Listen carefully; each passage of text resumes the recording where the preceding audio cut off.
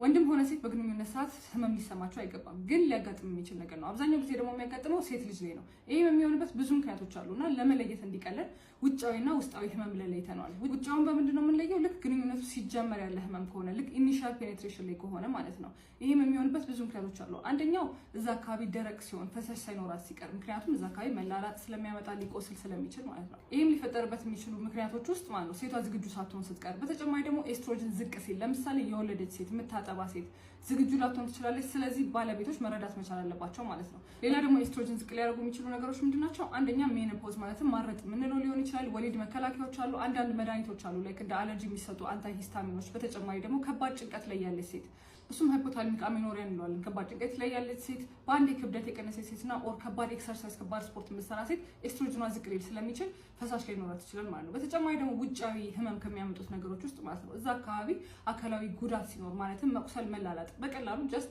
ሼቭ አድርጎ እዛ ጋር ጉዳት ተደርሶ ሊሆን ይችላል። ኦር ደግሞ በአባላዘር በሽታ በፈንገስ ኢንፌክሽን ኦር የሽንት ቱቦ ኢንፌክሽን ሊሆን ይችላል። የዛኔ ተጨማሪ ምልክቶች ይኖሩታል። ለምሳሌ ሽንት ቶሎ መምጣት፣ ማቃጠል፣ ማጣደፍ ካለ የሽንት ቱቦ ኢንፌክሽን ነው። እንደ አባላዘር በሽታ ከሆነ ጠረን ያለው ሽታ፣ ማሳከክ፣ እንደዚህ ያለው ፈሳሽ ሊመጣ ይችላል። ኦር እዛ አካባቢ ቁስል ማስተዋል ሊኖር ይችላል።